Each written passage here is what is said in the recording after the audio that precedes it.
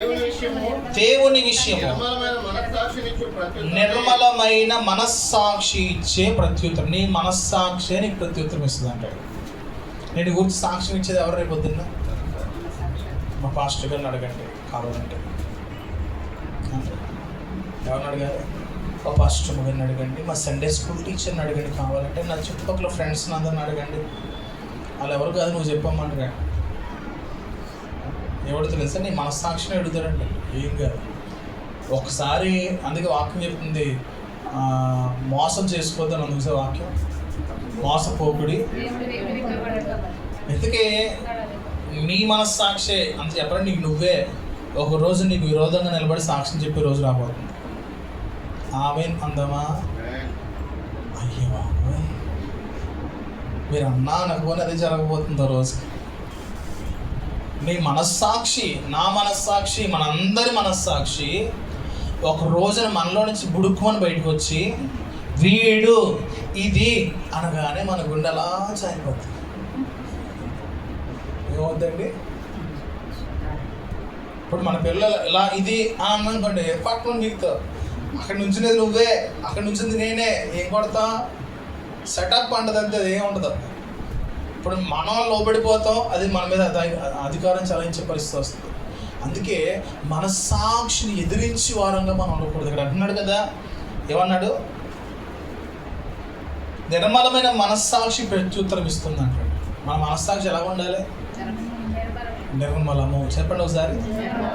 నిర్మలమైన మనస్సాక్షి అంటే మన మనస్సాక్షికి ఇప్పుడు నుంచి మనం లోబడిపోవాలి. అపోస్తుల కార్యంలో రాయబడిన మాట ఏంటంటే, పూర్వపు దినాల్లో వాక్యం లేదు కదా, వారి మనస్సాక్షి వారిని రక్షించేదంట. పూర్వ దినాల్లో సువార్త లేదు కదా, వారి మనస్సాక్షి వారిని రక్షించేది. అపోస్తుల కార్యం రాయబడిందండి.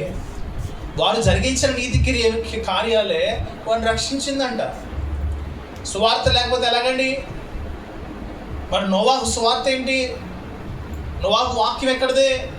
నిర్మలమైన మనస్సాక్షి కలిగిన వ్యక్తి నోవాహు. దేవునికి స్తోత్రం. కొంతమందితో దేవుడు మాట్లాడాడు. మాట్లాడినప్పుడు వారి జీవితాలు నిర్మలంగా మార్చుకున్నారు, వారు రక్షించబడ్డారు. నోవాహు కుటుంబం దేవుని వాక్యాన్ని చేర్చుకుంది. నోవాహు కుటుంబం హెచ్చరికకు లోబడింది. నోవాహు కుటుంబం గద్దింపుకు లోబడింది, దేవుని ప్రేమకు లోబడింది. కాబట్టి నోవాహుతో పాటు 8 మంది కూడా రక్షించబడ్డారు. మరి అలాగైతే లోతు కుటుంబం, లోతు నీతి మందుడని దేవుడు వాక్యం చెప్తుందని తెలుసా? లోతు ఎలాంటి వాడు? అదేంటండి, లోతు పాపం చేశాడని చెప్పి మొత్తం ప్రపంచం అంతా ఒక ప్రశ్న నిలబడుతుంది కదా, తిరుగుతుందా లేదా? కానీ ఒక మాట చెప్తుంది, లోతు తన మనస్సాక్షిని బాధపరిచాడంట. కాకపోతే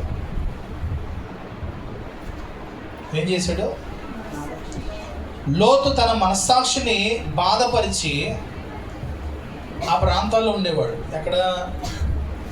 సొదొమ గొమొర్రా. అప్పటి వరకు అబ్రహాము దేవుడితోనూ లోతు జీవితం నడిపించబడింది.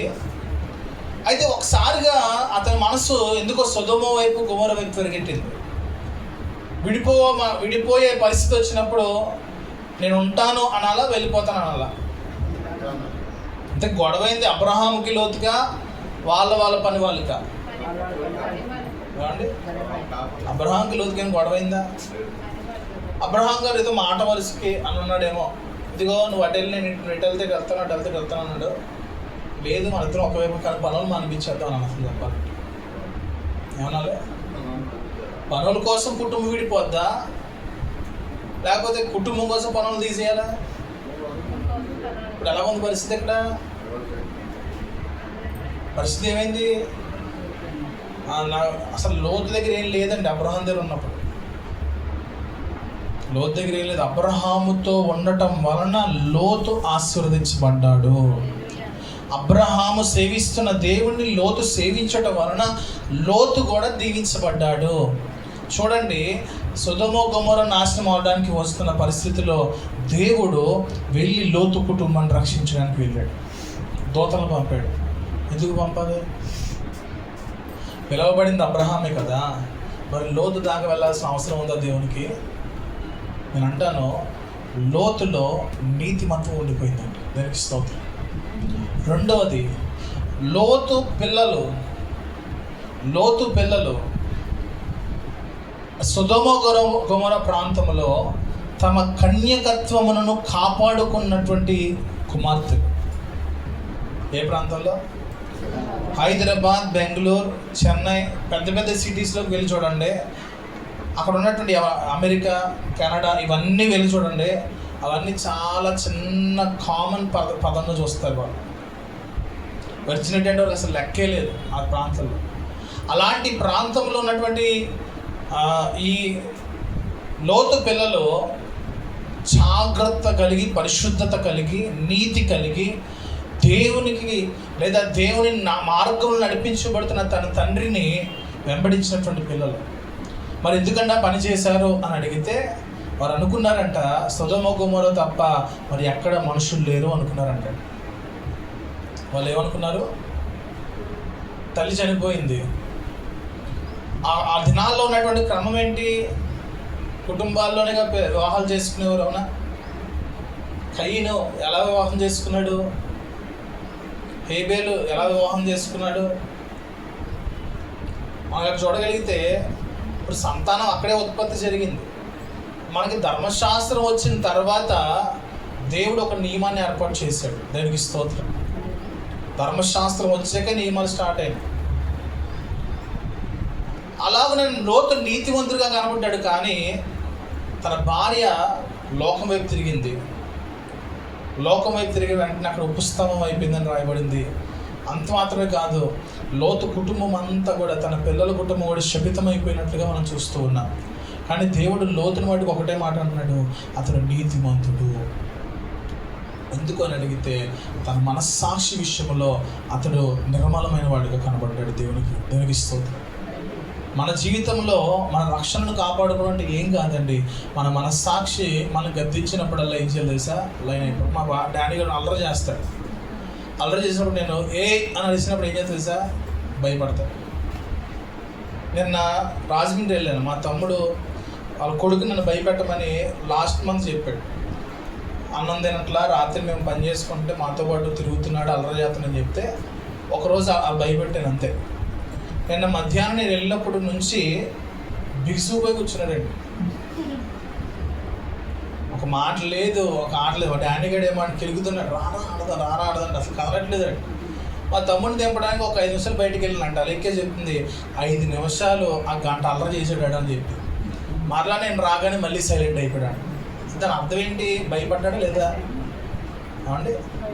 అంటే నేను ఉంటే భయపడతాను. మళ్ళీ నేను ఊరు వచ్చేసాక మా తమ్ముడు రాత్రి 11:30 ఫోన్ చేసి మరలా మొదలెట్టాడు, అల్లరి నువ్వు భయపెట్టంటే భయపెట్టగానే నేను పడుకుని పోతాను, అల్లరి చేయను అని చెప్తున్నాడు. అట్లీస్ట్ మనం కూడా ఏం చేస్తామంటే దేవుని సన్నిధిలో ఉన్నప్పుడు, దేవుని వాక్యం విన్నప్పుడు పిల్లల్లాగా భయపడుతున్నట్లు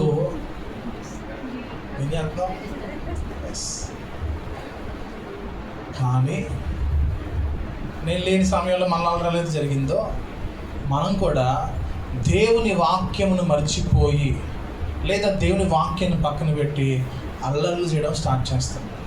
నేను అన్నాను కదా, ప్రేమించినప్పుడు దేవునికి మనం లోబడతాం, ప్రేమించినట్లు నటిస్తే లోబడినట్లు నటిస్తాం. ఒకటే కారణం, ఏం కాదు, దేవుడు కావాలా లోకం కావాలా? దేవుడు బలవంతం చేయడం అని ఎప్పుడు చేస్తాడండి? నీ ఎదురుగా నిలబడి దేవుడు ఒక ఆప్షన్ ఇచ్చాడు అనుకో, ఏం కోరుకుంటావు నువ్వు? మనం అనుకుంటాం, ఏమంటే దేవుడు మంచోడండి, దేవుడు మంచోడండి, నా మనసంతా తెలుసండి, నా మనసంతా ఆయనేనండి, కాకపోతే మూల కొంచెం ఉంచుకోనండి. అదే కన్నం. గొడవకి ఎంత పెద్ద గొడవ పోదు, చిన్న కన్నం చాలదండి. ఏమవుద్ది? గాలిపోయినా పర్లా అడ్డెట్టుకొచ్చి పేలిపోతాయి. ఏమండి? బెలూను కాలిపోయిందనుకో, ఏ టేప్ అంటించుకుంటే ఆగుద్ది, కొంచెం అవుతుంది. అదే కన్నం పేల్చేస్తే జీవితం బ్లాస్ట్, విశ్వాసం బ్లాస్ట్, ఆత్మీయత బ్లాస్ట్. అంటే మన మనస్సాక్షి మనం వచ్చి మాట్లాడేది ఏంటంటే, నిర్మలమైన మనస్సాక్షిని పాడు చేసావు అనే తీర్పు మన మీదకి వస్తాయి. తీర్పు విషయంలో మనం చాలా అందుకే అన్నాడు, మనం ప్రేమించడం. ఒకప్పుడు మనం మంచివారం కాదు, ఒకప్పుడు మనం దేవునికి ఇష్టంగా లేము. ఆయన దేవుని కృప మనందరికీ కూడా ఏం చేస్తుందంటే, ఆయనలో మనల్ని సమకూర్చింది. దేవుని వాక్యముతో మనల్ని ఎప్పుడు కూడా ఉదక స్నానం చేయిస్తున్నాడు. దేవుని వాక్యము చేత మనల్ని ఎప్పుడు కూడా పవిత్ర నిర్మలమైన మనస్సాక్షి ఎలా వస్తుంది అంటే ఒకటే చెప్తాను, దేవుని వాక్యాన్ని నువ్వు చేర్చుకుంటే, దేవుని వాక్యానికి నువ్వు లోబడితే, దేవుని వాక్యాన్ని మనం అనుభవిస్తే, దేవుని వాక్యానికి మనం విలువిస్తే, దేవుని వాక్యాన్ని మనం పట్టుకుని హత్తుకోగలిగితే నిన్ను నన్ను నిర్మలమైన మనస్సాక్షిగా దేవుని వాక్యం నిలబెడుతుంది. దేవునికి స్తోత్రం కలుగునుగా. హల్లెలూయా. చూడండి, పిల్లలు స్నానం చేసేటప్పుడు ఈడుతారు కదా, మనం కూడా ఒక్కసారి వాక్యం తగులుతున్నాడు, నాకు వద్దు అనుకుంటూ విసురుకుంటూ ఉంటాం. అవునా? అదే స్నానం ఇష్టమైతే ఇప్పుడు స్విమ్మింగ్ పూల్లో ఎక్కువసేపు ఉంటావా, ఒక నిమిషంలో వచ్చేస్తావా? నేను అంటాను, వాక్యంలో ఆడుకోలేను. వాక్యం ఏం చేయాలి? స్విమ్మింగ్ పూల్లోకి వెళ్ళి తలదాడకుండా వస్తుంది ఎవరితోనా? అయిపోతావా? పొద్దున్నే ఆయిల్ పెట్టుకున్నాను, క్రీమ్ రాసుకున్నాను, జుట్టు మడతడిపోద్ది, వెలికి వెళ్ళిపోద్ది, చిక్కడిపోద్ది అంటదా? ఏమండి, ఎలా దొరుకుతారు? అందులోకి వెళ్తే సముద్రంలోకి వెళ్తే ఎలా దొరుకుతారు? గోదావరిలోకి వెళ్తే ఎలా దొరుకుతారు? స్విమ్మింగ్ పూల్ ఎప్పుడు దొల్లేరా? ఎలా దొరుకుతాం? దేవుని వాక్యం అలా దొల్లాలంటాను. దేవునికి స్తోత్రం. ఎలా దొల్లాలి? పిల్లలు ఏం చేస్తారు స్నానం చేయించినప్పుడు? ఇప్పుడు కాదు, అందరూ ఎద్దులైపోయాం. చిన్న పిల్లలు స్నానం చేస్తుంటే ఏం చేస్తారు? నాకు వద్దు, కళ్ళు మండుతున్నాయి, ముక్కులోకి వెళ్ళిపోతుంది, నోట్లోకి వెళ్ళిపోతుంది, చెవుల్లోకి వెళ్ళిపోతుంది, అమ్మే అని చెప్పి అర్థరా పిల్లలు. ఆ దేవుని వాక్యానికి ఇష్టం లేక తలగలుగుతూ ఉంటాను. నువ్వు కూడా నేను అంటాను, నీ మట్టుకు నీవు దేవుని వాక్యాన్ని స్వీకరించగలిగితే అందులో మునిగి తేలుతాం మనం. దానికి స్తోత్రం. హల్లెలూయా. ఆ 11 చదవండి. ఇప్పుడు ఏప్రిల్ రాసిన పత్రిక అయిపోయింది.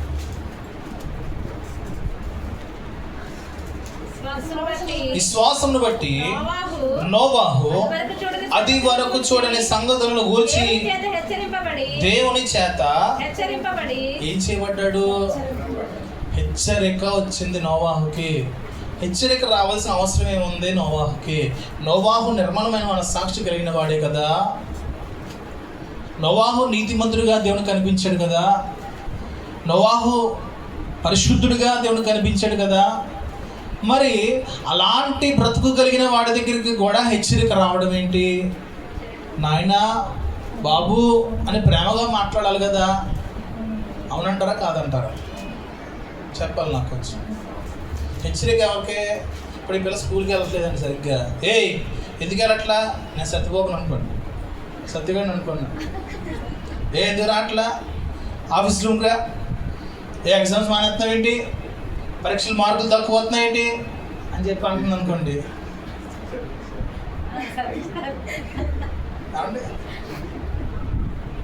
అది ఒక అర్థం ఉంది. రోజు మీరు వద్దన్న, టిఫిన్ పెట్టకపోయినా, అన్నం పెట్టకపోయినా నేను స్కూల్లోనే ఉంటా, నాకు రాత్రి క్లాసులు కూడా పెట్టండి, ట్యూషన్లో పెట్టండి, నాకు ఫుల్ మార్కులు వచ్చాయని చెప్పి అక్కడే దొరుకుతుంది అనుకోండి. అప్పుడు వచ్చి ఏయ్ అని చెప్పి గద్దితే బాగుంటుందా? నోవాహు బాగున్నాడండి.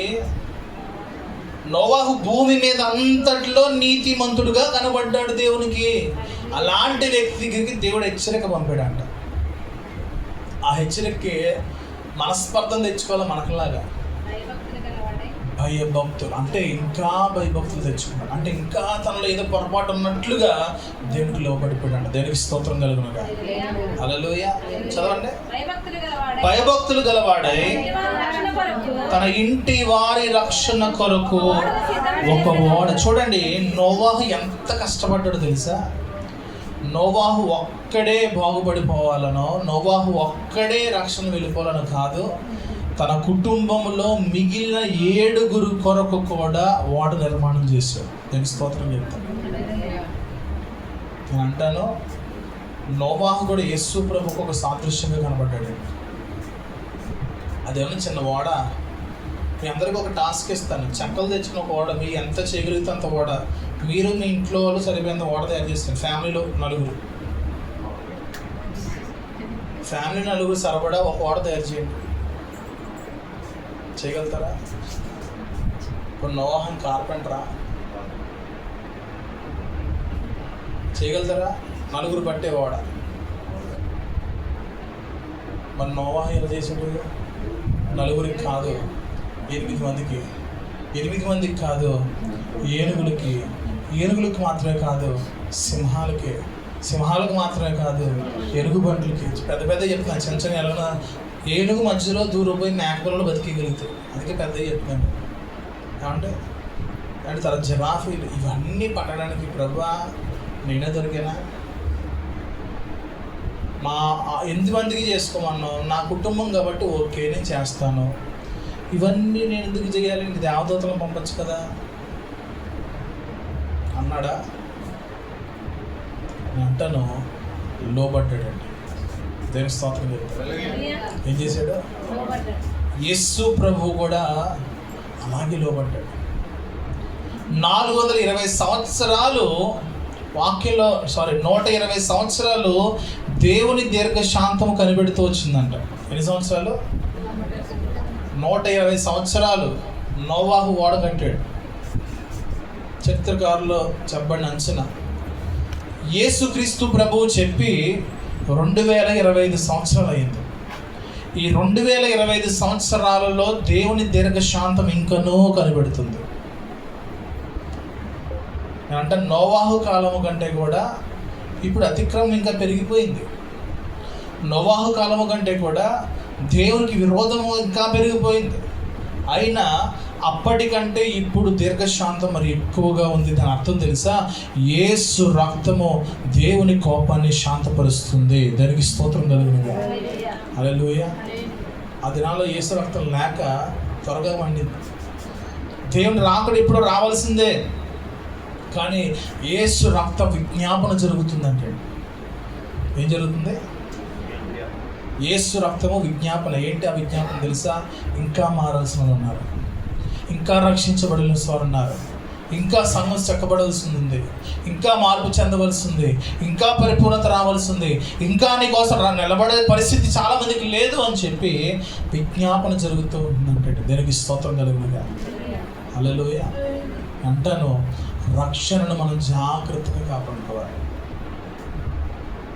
ఏం చేయాలంట? పక్కన వాళ్ళు చెప్పండి, నీ రక్షణను జాగ్రత్తగా. మనం అనుకుంటాం చచ్చిపోతే పీడ వదిలిపోద్ది. లేదండి, అక్కడ స్టార్ట్ అవుతుంది అసలైన పీడ అంతా. చావు అనే పదం ఎంత సులువు. నేను చచ్చిపోతా, నేను పోతా, నాకు వద్దు ఈ బతుకు, నేను చచ్చిపోతా అంటే. ఇప్పుడు సావు అనేది చాలా ఈజీ. కుక్కర్లో చంపేస్తున్నారు, టబ్బుల్లో పెట్టి చంపేస్తున్నారు అంటే చాలా ఈజీ అయిపోయింది. సెప్టిక్ ట్యాంకుల్లో పెట్టి చంపేస్తున్నారు. ఎవరు చంపేది? వీరమణులు, ఝాన్సీ లక్ష్మీబాయి ఎవరండి?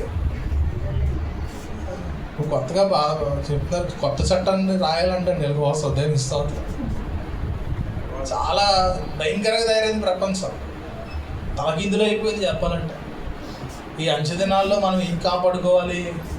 మనకిచ్చిన రక్షణను కాపాడుకోవాలి. దేనికి స్తోత్రం కలుగునుగా. హల్లెలూయా. ఆఖరి మాట చూసి ముగించేసుకో. 2 కొరింథీయులకు రాసిన పత్రిక ముగించేస్తాను. మా మొహం మార్చుకుంటాను, అయిపోయింది.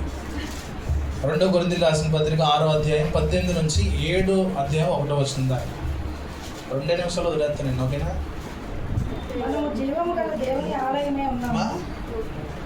మీకు నువ్వు కంగారు పడిపోతున్నా.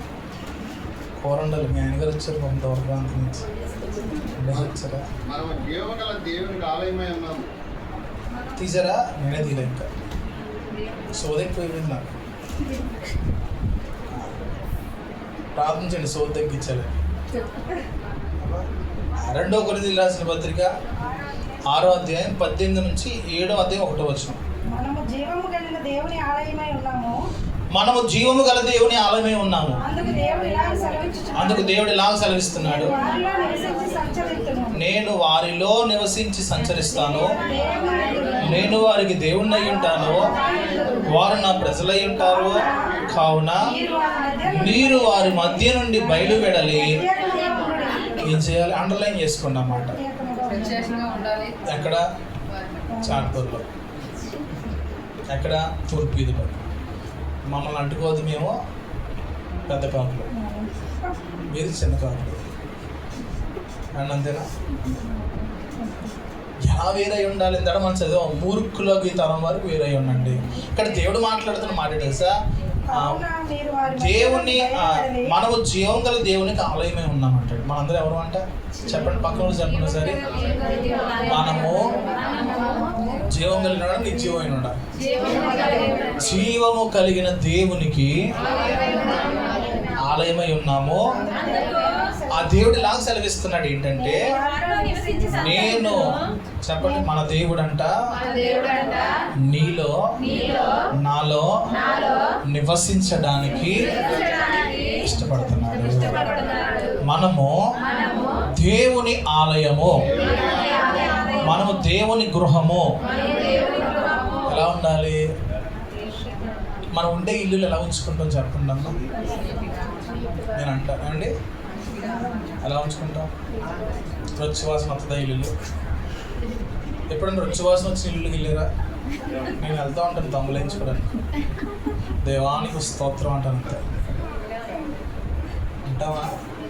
ఎంతసేపు ఉంటావు?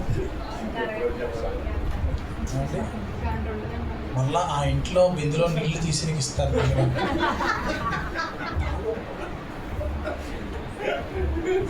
మీదకి అక్కడవే ఉండదు, మీకు ఏం కాదు. మీకు వెంటనే ఆ వాసన మొత్తం కుప్పలు వచ్చేసినట్టు ఉంది. దేవునికి స్తోత్రం. అలాంటి చోట్ల దేవుడు ఉంటాడా? ఉంటాడా? నీ హృదయం అలా ఉంటే ఉంటాడా? మన మన మన శరీరం ఆలయంగా ఉన్నప్పుడు అలా ఉంటే ఉంటాడా? గబ్బలాలు పట్టేసిన ప్రాంతంలో ఉంటాడా? పాములు తిరిగే ప్రాంతంలో ఉంటాడా? పందులు తిరిగే ప్రాంతంలో ఉంటాడా? కుక్కలు తిరిగే ప్రాంతంలో ఉంటాడా? అయితే కిందకు వచ్చేద్దాం. నేను మీలో నివసించి సంచరిస్తాను, నేను వారికి దేవుడై ఉంటాను, వారు నాకు ప్రజలుగా ఉంటారు. నేను వారి మధ్య నుండి బయటపడాలి. ప్రత్యేకంగా ఉండండి, అపవిత్రమైన దాన్ని ముట్టకుండి. అంటే మడి పాటించాలి చెప్పాలంటే క్రైస్తవుడు. ఎక్కడ శరీర సంబంధమైన మడి కాదు. మహాతల్లుల మొదలెట్టారంటే మీకంటే మడి మా ప్రపంచం ఇంకెక్కడ ఉండదు. ఆడవాళ్ళు మడి పాటిస్తానంటే ఇంకా జీవితం జరగతో వచ్చేస్తండి. నేను అనుభవించాను చిన్నప్పుడు మా ఇంట్లో. అక్కడి నుంచి కదలకూడదు, ఆ గదిలోకి వెళ్ళకూడదు. అండి ఏం నోములే ఉంటాయి చూసారా? ఆ చిన్న వయసులో మనకి ఏం తెలిస్తే అర్జెంట్గా చుచ్చి వచ్చేది అంతే. వెళ్ళి స్నానం చేసిరాను రాయి, అసలు స్నానం చేయడం వేసారామో అని మామూలుగా. అందుకే ఇందులోకి వచ్చి ఉదరిస్తాను అని అనుకుంటున్నారేమో. ఇందులో కూడా వాక్యం చెప్తుందండి, మనం శుభ్రంగా ఉండాలి. దేవుని సంధి కూర్చొని ఎలా రావాలి? తాజ్మహల్ తల్లారా స్నానం చేసి రావాలి. అమ్మ రాయన్ గారు నాకు ఫీల్ అవుతున్నారు. ఎలా ఉండాలి మనం అంటే? పరిశుద్ధత. మన మడి అనే పదం తెలుసుగా మనకు, తెలుసా? మర్చిపోయారా? ఈ పిల్లలకు మడి అంటే ఏంటో తెలియదు.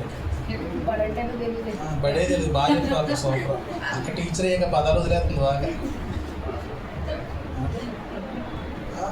బడి అంటే తెలుసా నీకు? ఎప్పుడైపోతే ఎప్పుడు కడతాను స్తోత్రం అంటే బయట నుంచి ఆడు సైజ్ చేస్తుంది కట్టేమని ఇక్కడ సరణ. దేనికి స్తోత్రం. అయిపోయిందమ్మా, నాకు టైం అయిపోతుంది, వెళ్ళిపోతాను నేను కూడా.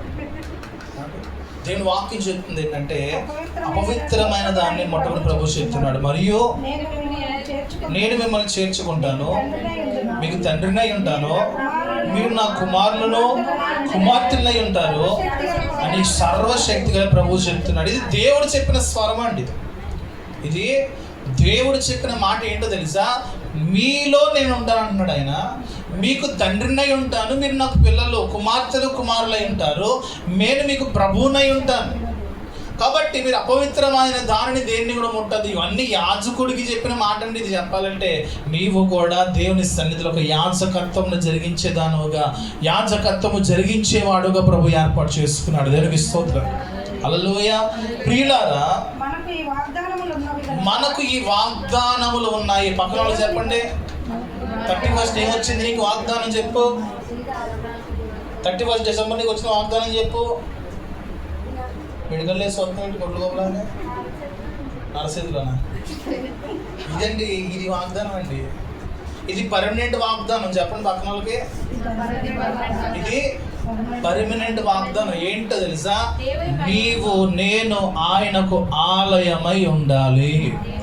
మనము అపవిత్రమైన దానిని ముట్టకూడదు, మడికట్టుకోవాలి. మనము దేవుని పిల్లలమై ఉండాలి. ఆయన మనకు తండ్రిగా ఉంటాను అని చెప్పి ఈ వాగ్దానము దేవుడు మనకు చేశాడండి. ఎవరికి తెలిసి రక్షించుకోండి. నీకు కాదులేమో సరే, నేను రక్షణ లేదు, పోయి హ్యాపీగా తిరగచ్చు పల్లె. మనకేముంది?